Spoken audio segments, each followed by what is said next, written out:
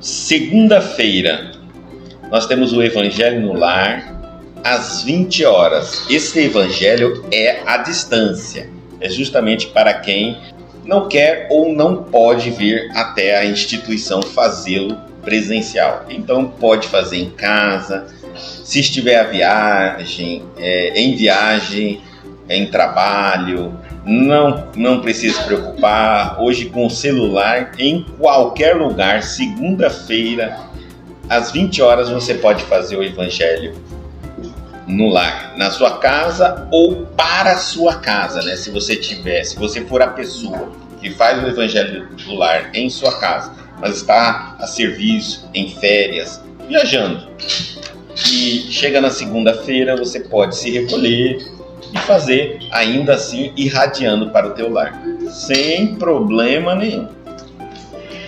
Bom, terça-feira, nós temos o Evangelho presencial. Este é presencial, né? Às 19h30 horas. Não é transmitido, não é gravado. Depois nós temos a irradiação à distância. Então, a irradiação é às 20h30 horas. A irradiação, a gente fala que nós estamos dando a prioridade à distância, mas quem quiser se dirigir até a instituição, né, você faz aqui, a gente também faz à distância e presencial, tá bom? A gente faz aqui também. A irradiação, basta lembrarmos que é um momento de convite, de grande oportunidade de prestarmos caridade, né, onde nós doamos as nossas boas intenções, bons pensamentos, boas energias ao plano espiritual para que eles usem como lhe prover. Sexta-feira, nós temos a palestra no YouTube. Toda sexta-feira nós temos uma palestra nova colocada no YouTube. Geralmente durante o período da sexta-feira toda, assim que estiver pronta a palestra, editada, nós lançamos ela no YouTube. Vamos também cobrar um like aí de todos vocês, principalmente a inscrição e o like. Isso é muito importante para o nosso canal. Para todas as atividades, para a irradiação, todas as atividades tem que ter pelo menos um like, um número de inscritos. E aí o algoritmo do YouTube entende muito que isso é relevante e manda para outros que também têm necessidade.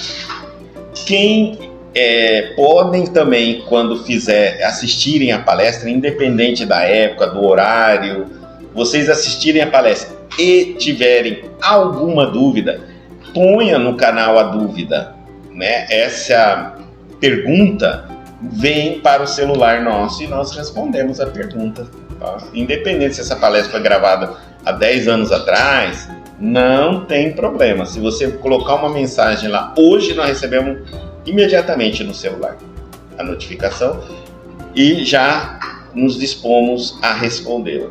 Ou sugestões também, tá? Se vocês tiverem sugestões de palestras, de temas, podem colocar aí no canal também, a gente comenta depois, fazemos um estudo, uma avaliação da necessidade e mandamos. Por enquanto, hoje nós estamos enviando ao nosso critério, né?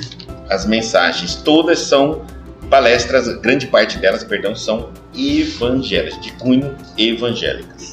A lição de hoje é de número 94, o título dela é Ao Salvar-nos. Nós havíamos falado na 92 e 93, que são duas lições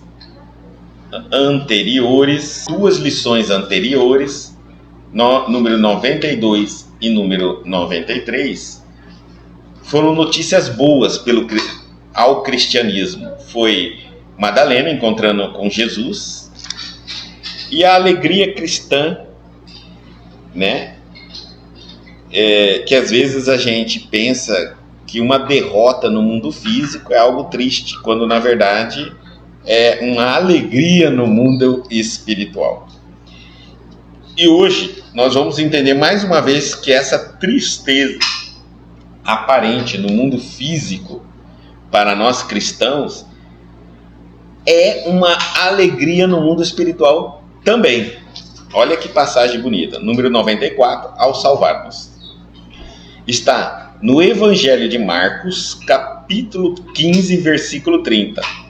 Salva-te a ti mesmo e desce da cruz. É uma mensagem bonita. É uma mensagem muito bonita. Bom, ela inicia... porque o tema é ao salvar-nos. Porque quando nós... O tema já identifica o texto. Vamos utilizar a mensagem não como uma história passada, mas como uma história da nossa vida atual. Então, ao salvar-nos. Né? Está em Marcos, capítulo 15, versículo 30. Nós vamos ouvir muito essas frases de diversas maneiras, né? Em forma de deboche, quando estivermos indo num caminho bastante diferente de tudo que é habitual. É natural isso. Então vamos lá. Esse grito de ironia dos homens maliciosos continuam vibrando através dos séculos. Ou seja, até hoje, a malícia tenta, de uma forma ou de outra, menosprezar, diminuir o valioso tesouro do conhecimento, dos ensinamentos e dos exemplos cristãos. Nós estamos vendo isso, nós vimos a necessidade de haver esse afrontamento, esse deboche, na própria abertura das Olimpíadas, onde ali eles debocharam até da Santa Ceia, né? Colocando aquelas figuras estranhas, sem que a gente saiba se é um ser humano ou se é um humanoide. Não sabemos ainda qual é o pretexto de tudo aquilo ali. Mas foi um grande deboche, realmente. Estamos avançando cada vez mais, onde parece-me que a sociedade está cada dia mais afrontando os valores, né, morais, éticos, né? Não está muito fácil de nós nos mantermos hoje como antes era mais fácil, dentro de uma postura moral, ética, sem sermos reprochados, perseguidos, combatidos. A criatura humana, continuando o texto, a criatura humana não podia compreender o sacrifício do Salvador. Por que ela não podia compreender? Por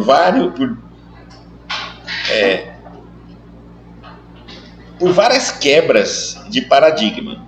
Um deles continuando a lição, nós vamos entender. A Terra apenas conhecia vencedores que chegavam brandindo armas.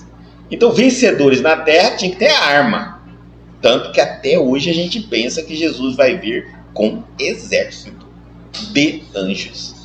Então, até hoje nós acreditamos no poder da arma. Tá certo? Como se realmente Jesus pudesse...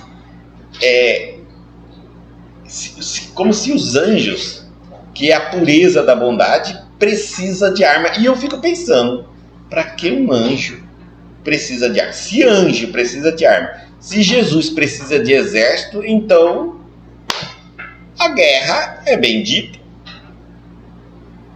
Então, não tem sentido isso. Mesmo que seja aquelas espadas antigas romanas, aqueles escudos. Cobertos de glória sanguinolentas, quer dizer, depois de vitoriosos, depois de matar milhões e milhões de pessoas. E essa é a nossa história, né? A vitória do mundo terreno era um povo guerreiro, onde ele matava, praticamente disseminava de forma cruel os seus supostos inimigos, que não deixam de ser irmãos nossos, filho de Deus.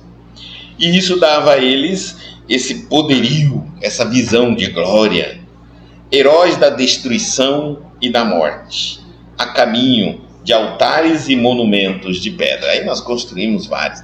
É uma coisa muito interessante que eles visitavam alguns imperadores, povos guerreiros, depois de destruir toda uma cidade, uma população.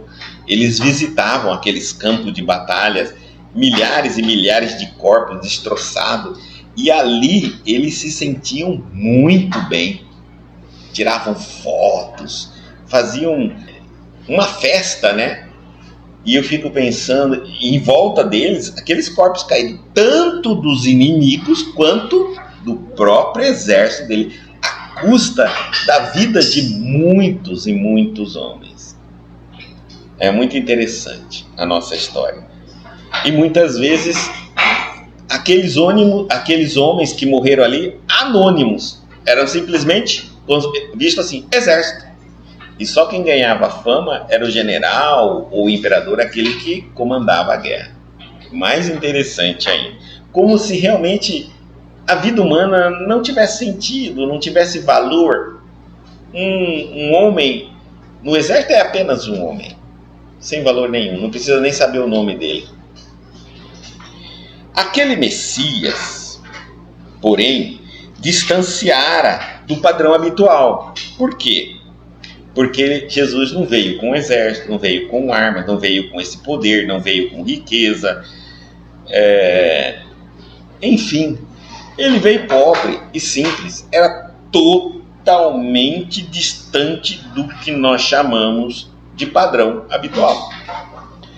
Para conquistar, Jesus dava de si mesmo. Então, para que o seguissem, ele não amedrontava, não impunha. Ele conquistava falando do reino dos céus. A fim de possuir, nada pretendia dos homens para si próprio. É uma coisa interessante que nada que os homens poderiam dar a ele. Absolutamente nada. Né? Ele era livre, totalmente livre. E não dependia de nenhum homem, nem a aprovação de algum homem. Ele veio cumprir uma missão, ensinar. E queria que avaliasse o material que ele trazia, e não ele, a identidade dele. Que é diferente dos nossos políticos, né? Eles querem se tornar mais do que a mensagem. Tanto que hoje em dia, na nossa política, ninguém discute mais projeto de trabalho, de administração, porque isso não importa. O importante é saber o nome de quem está lá, porque hoje a gente vota não é mais em ideais e em propostas, a gente vota em homens. Fulano está lá, o que ele vai fazer? Ninguém sabe, mas ele disse que chegou lá. Às vezes ele nem entende de administração, mas ele está lá. E é ele, nós votamos em pessoas, por isso que ainda está errado. Nós vamos cometer muitos e muitos erros, porque ser humano falha, porque ser humano mente, porque ser humano engana. E nem isso o Cristo pretendia. No propósito de enriquecer a vida, ele entrega-se à morte. Olha, veja como ele era diferente. Vamos colocar aqui as comparações. Para conquistar, quando a gente pensa que para conquistar eu tenho que adquirir, somar em mim, comigo, a mim, né? O Cristo fala aqui, ó, para conquistar ele dava de si. É estranho, bastante diferente isso, tá? Chocante.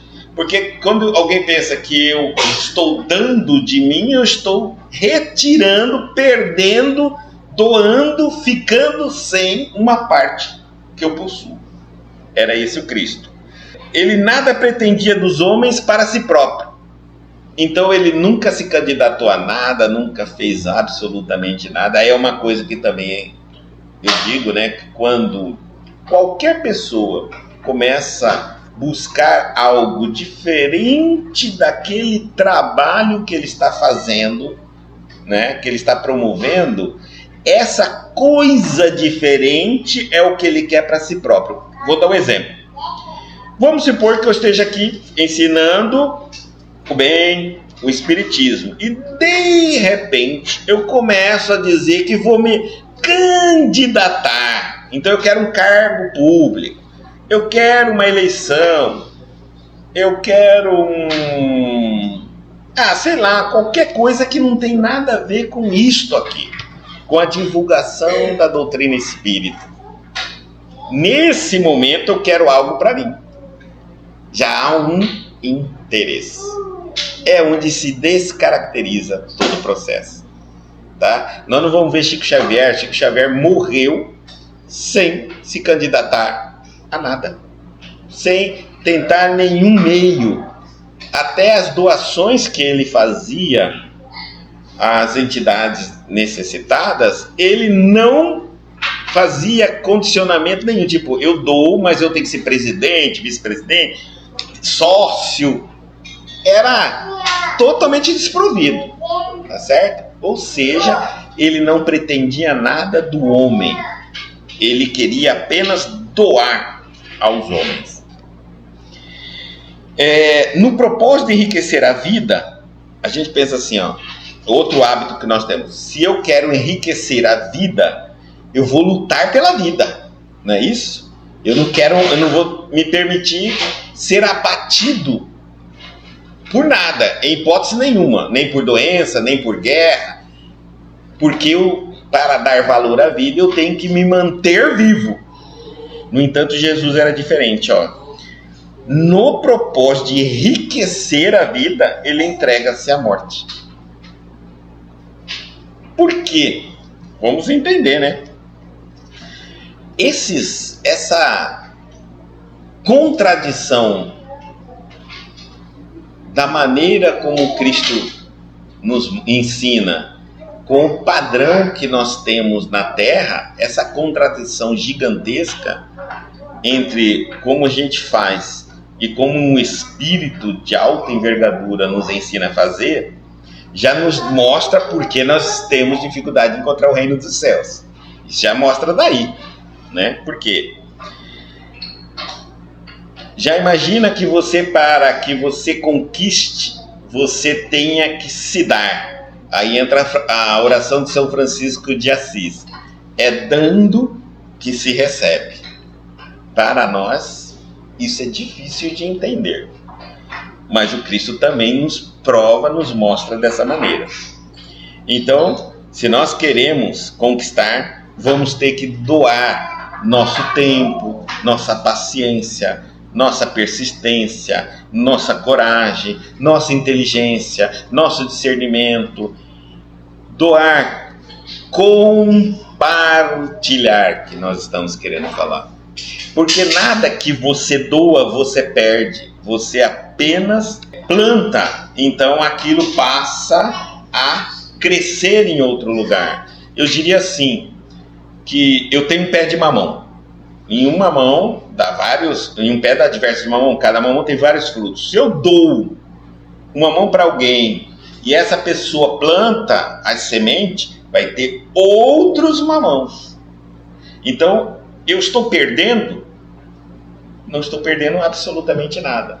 A humanidade está ganhando muito mais, inclusive eu, porque um dia se o meu mamão morrer, imagine que toda a cidade tenha mamão.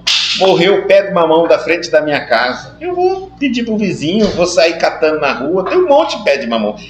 Quando se dá, se tem mais. Quando você dá, você multiplica e não perde.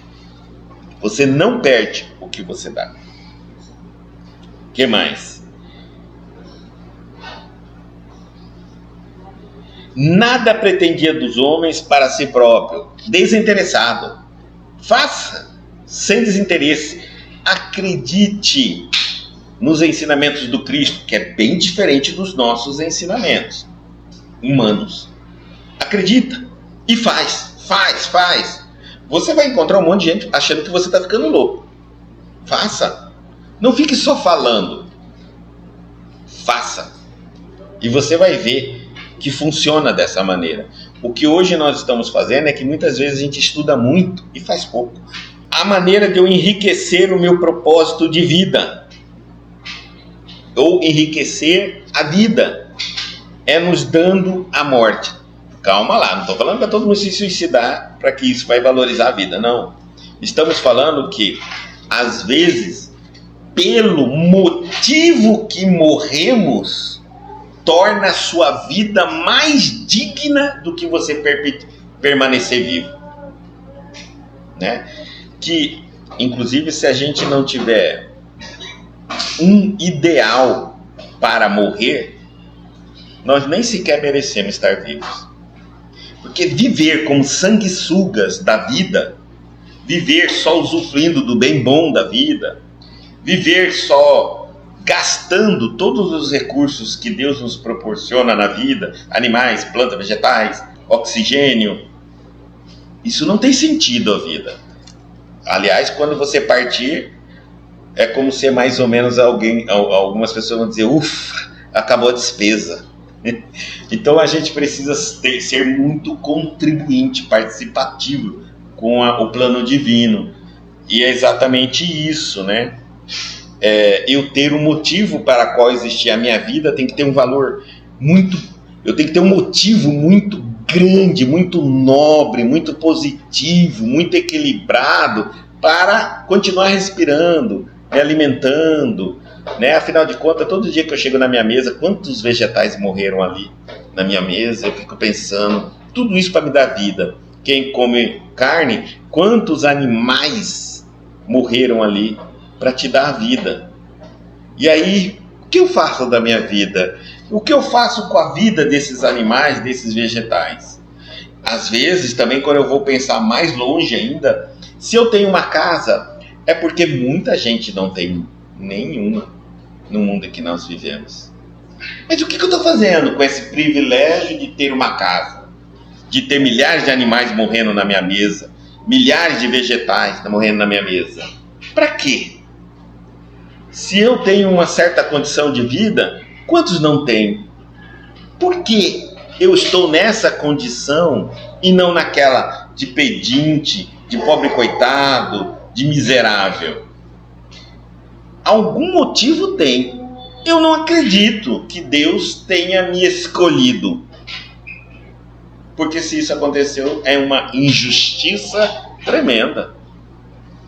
Alguma coisa eu sou ou fui merecedor.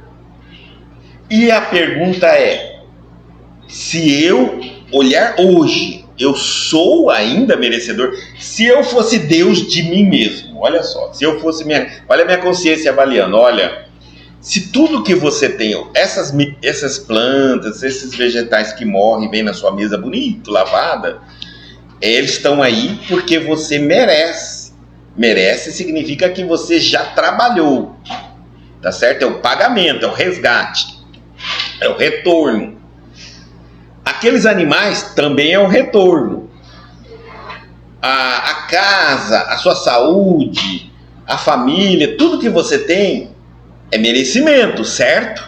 É merecimento. Agora a pergunta que eu faço, e se a sua consciência analisasse você hoje, agora, para dar um valor de merecimento para as próximas existências? Você acha que você mereceria tudo isso? O que você faz com todo esse privilégio que a vida te concede, que a misericórdia de Deus te presenteia? Porque é um privilégio. Parece que não, seja qual a condição que você esteja, abre a janela da sua casa e você vai ver pessoas muito, mas muito pior que você. Olha, a gente tem que se autoavaliar constantemente. Será que eu estou ainda agindo? Porque eu sei que o que eu tenho é merecimento do que eu já fiz. Mas será que hoje o que eu faço ainda estou fazendo por merecer? Ou estou gastando apenas o merecimento? Jogando fora. Aquele Messias que era totalmente diferente, ele fazia exatamente isso. Ele era um padrão, ele agia de padrão totalmente antagônico às leis da terra, aos costumes, à cultura.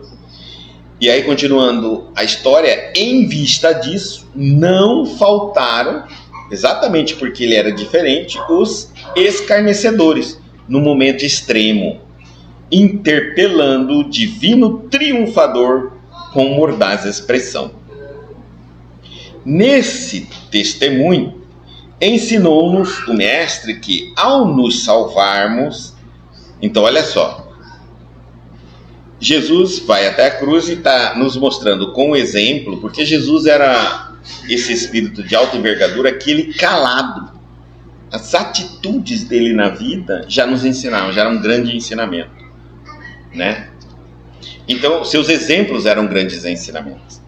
Neste testemunho, ensinou-nos o Mestre que, ao nos salvarmos, quando você tenta sair desse turbilhão hipnótico de ilusões, materialista, todo, no campo da maldade e da ignorância, tá? Quando você para de seguir a onda, como todo mundo diz, e levanta a cabeça para enxergar acima da onda, ouviremos o grito da malícia geral nas mesmas circunstâncias.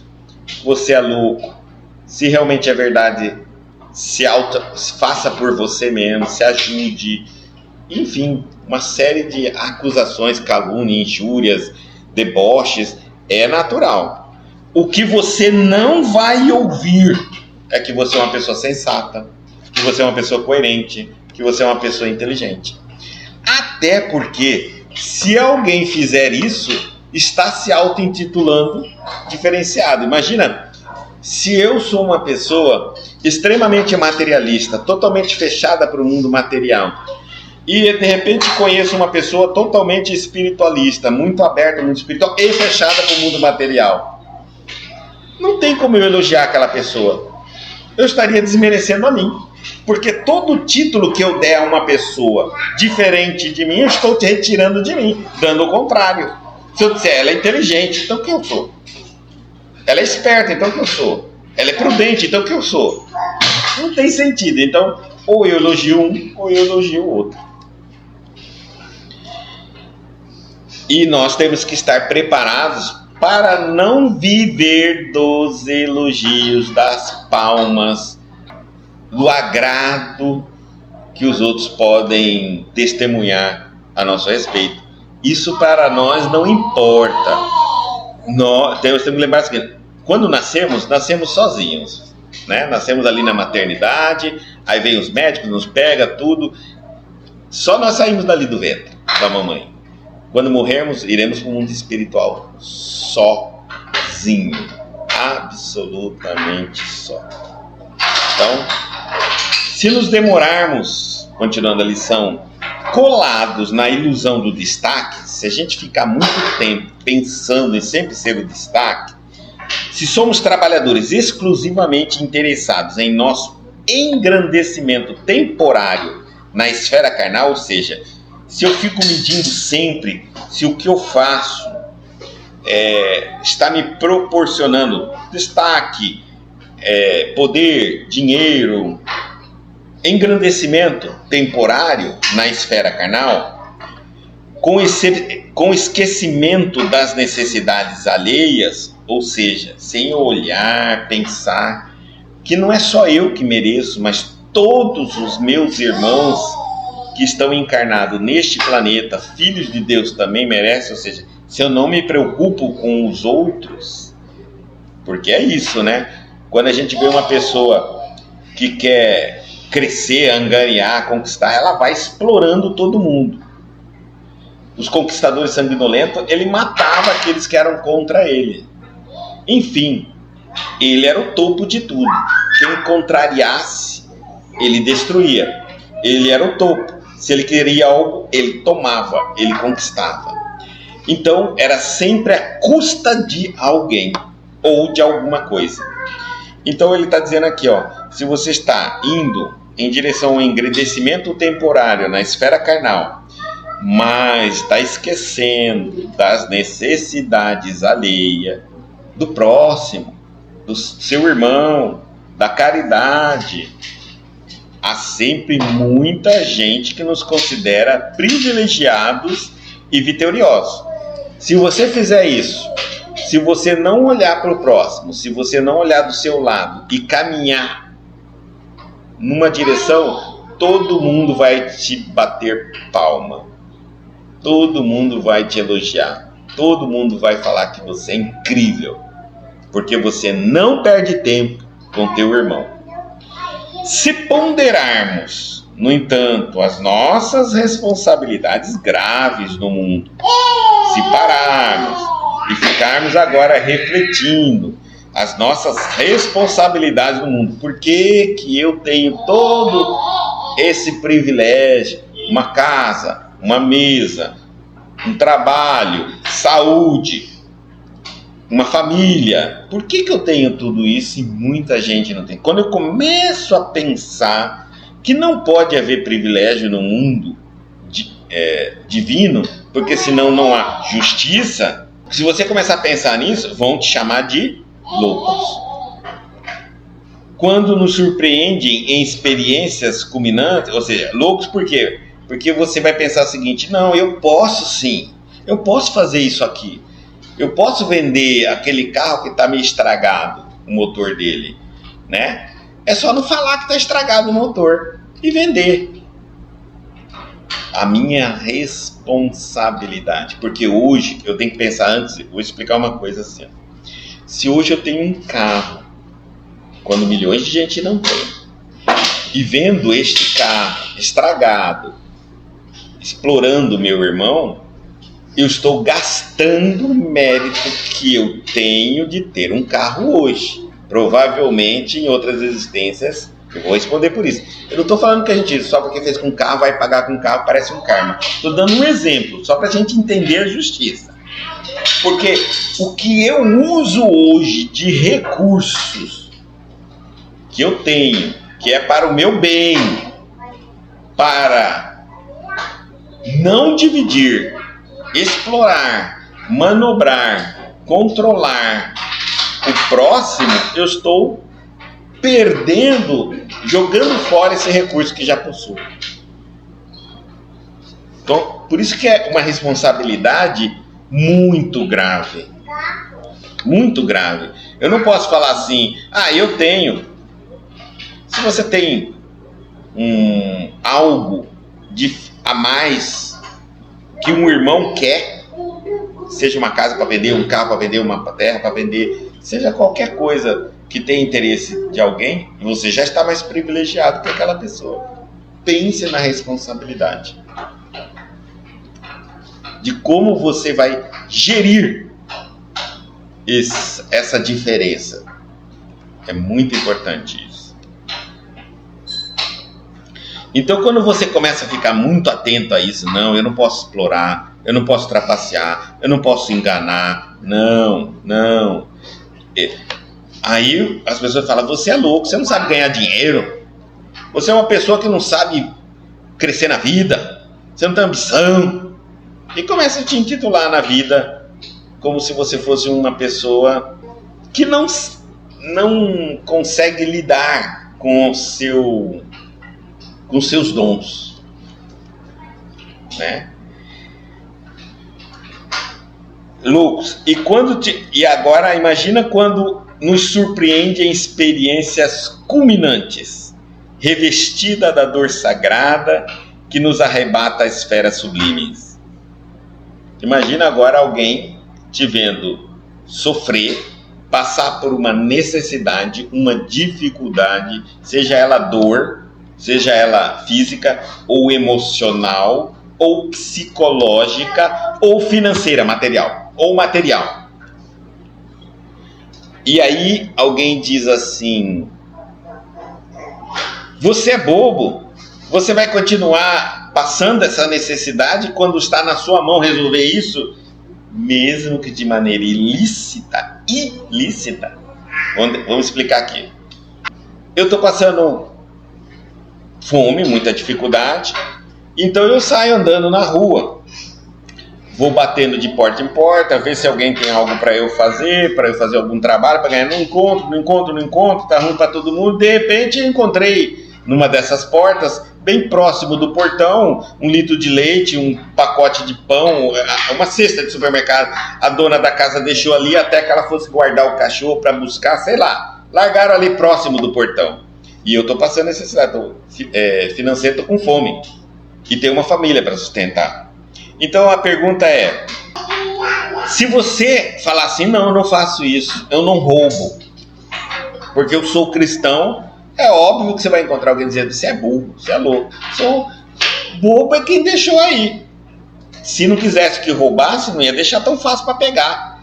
O que está aí não é de ninguém. E você precisa, assim que o mal age, o mal, como é que o mal faz? Ele usa o que é certo, ele pega a ideia do que é correto e transforma o errado no certo. É o que o advogado às vezes faz. Não é isso? Ele pega o que é a lei e transforma na justiça. Por isso que não existe justiça. Então é mais ou menos isso. Interpreta. É o que nós chamamos.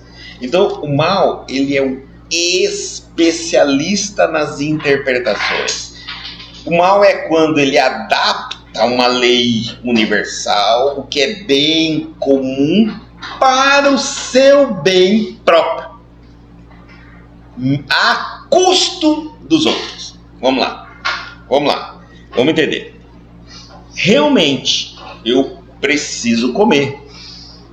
Eu, tecnicamente, sou uma vida. Eu, tecnicamente, tenho pessoas em casa me esperando.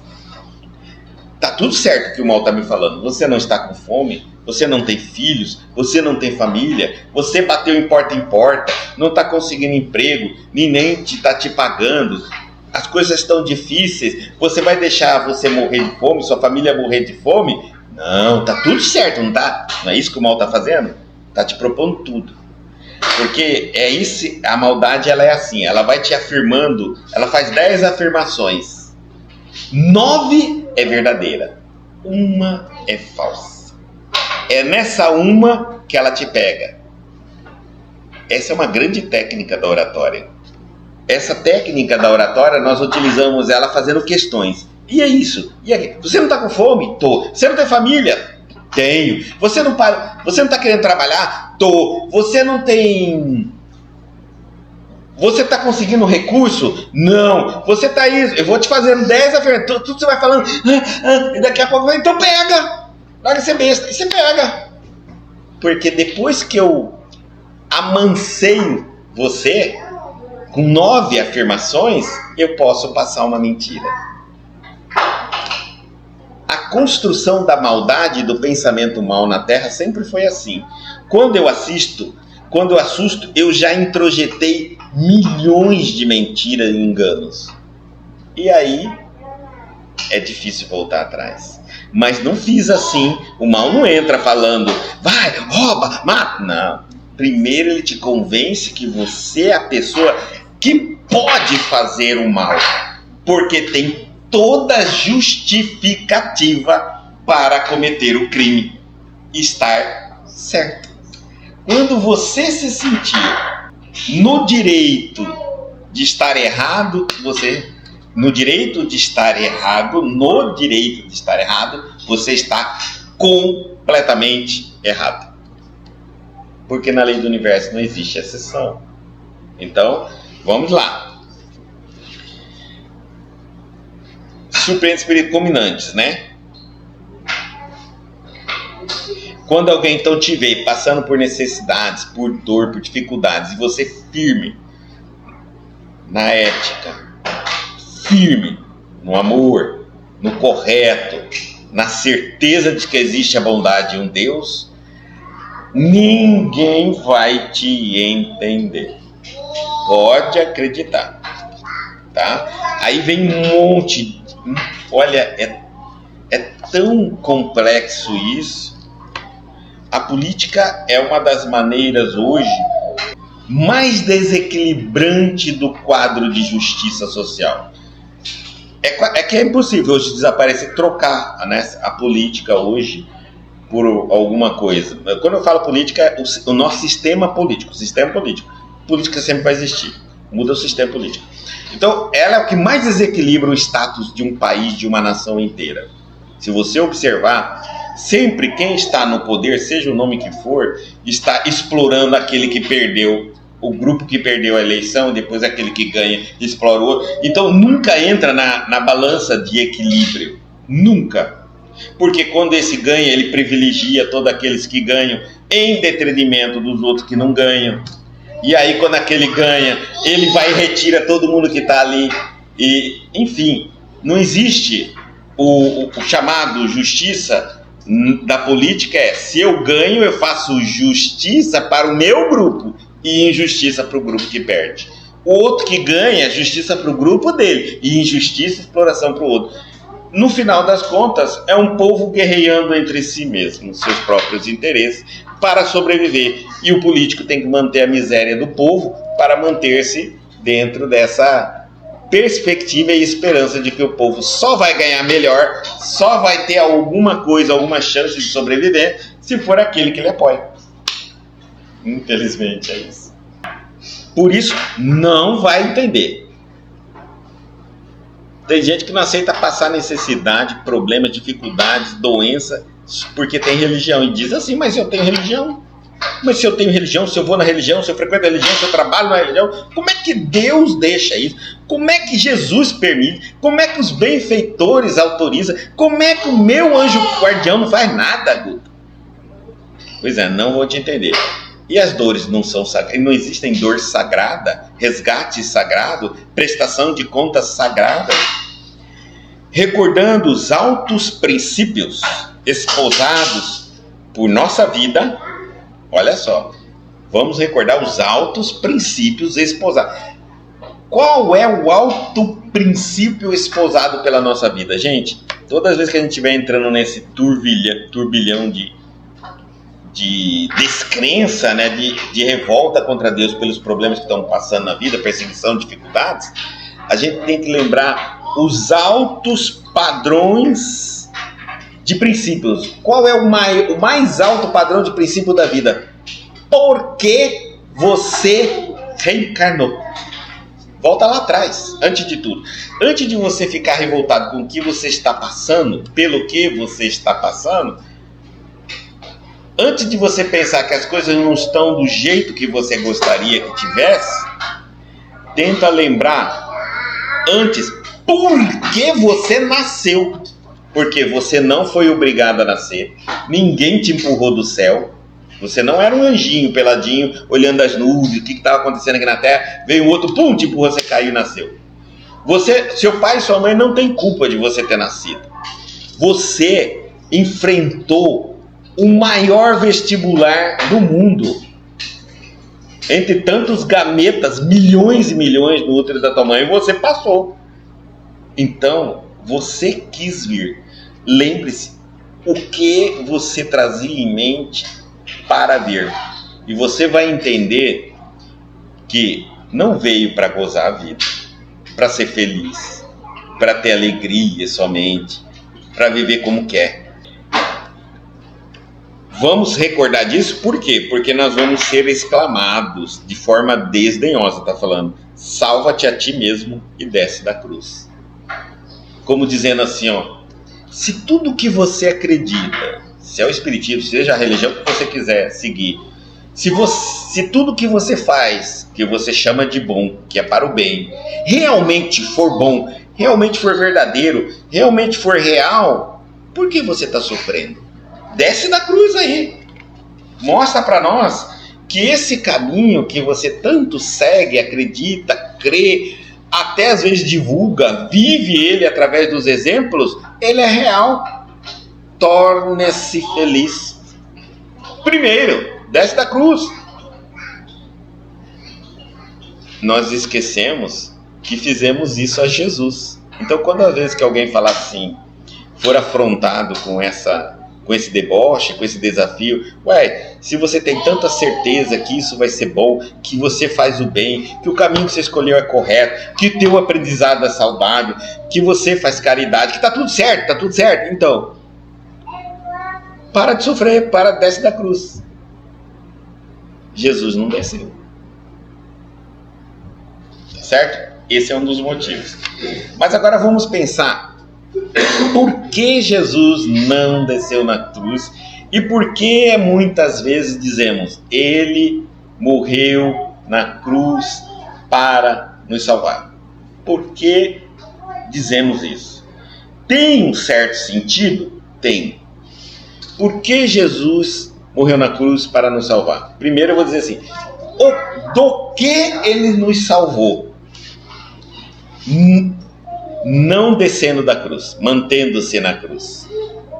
Ele nos salvou da loucura. Se ele descesse da cruz, nós não aprenderíamos a evoluir, não aprenderíamos a estudar, não aprenderíamos a trabalhar, nos dedicar.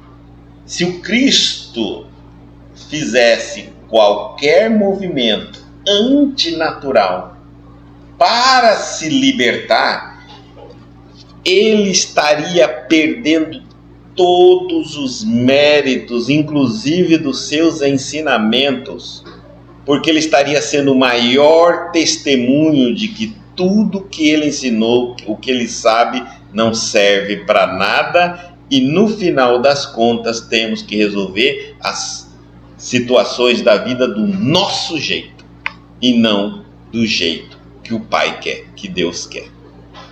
Então, ele salvou-nos da loucura de nós ficaríamos totalmente loucos, totalmente desnorteados, sem compreender absolutamente nada. A loucura começaria por acreditar que a força, que o poder, que os fenômenos naturais é muito mais importante do que os acontecimentos físicos que estão ao nosso alcance dentro da lei. Ou seja, o Cristo quis dizer o seguinte: se realmente o que eu ensinei a vocês, que realmente tudo que eu dei exemplo a vocês for real, eu não vou utilizar mais nenhum recurso que não seja o que eu ensinei, o que eu exemplifiquei.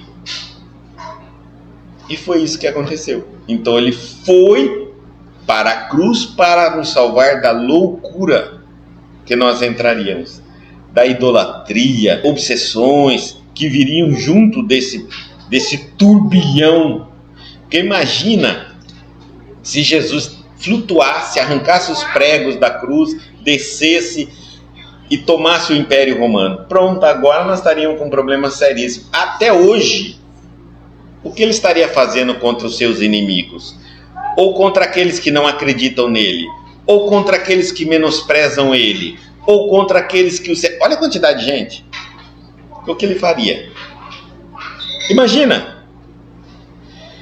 E se ele fizesse isso, então ele utilizou-se de um poder, ele teria que estar fazendo até hoje para satisfazer os seus seguidores.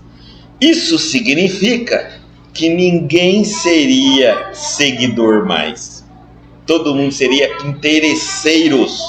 Nós nos tornaríamos interesseiros. Eu estaria só seguindo Cristo porque ele ia continuar me curando, fazendo isso, fazendo aquilo para mim. Então, ele nos salvou da loucura de pensar que é possível obter a evolução quebrando as leis naturais da vida. E disse mais ainda: bom, a vida física está me colocando em xeque-mate com a vida espiritual. E aí então ele mostrou para nós através do exemplo que entre a vida física e a vida espiritual, a vida física tem menos sentido e é muito mais importante a vida espiritual. Isso é muito fantástico dele. Então, ele nos salvou da loucura que poderíamos entrar nisso. Os poucos milagres que Jesus fez, os poucos, não são muitos, muitos vivem em busca desses milagres. Como se Jesus fosse um eterno executor de milagres e não um mestre que ensina as leis do universo e da evolução. Muitos de nós nos relacionamos com Cristo até hoje por obtenção de favores, graças, milagres, curas, e não pela autoevolução. Imagina se ele tivesse saído da cruz. Então ele morre para nos manter bem claro: tudo que eu ensinei é real, é verdade. Vou para o mundo espiritual, onde eu sempre falei para vocês que era o mundo real e verdadeiro, e que isso aqui é uma ilusão. Então estou morrendo para o mundo da ilusão, pelo qual não vale a pena lutar.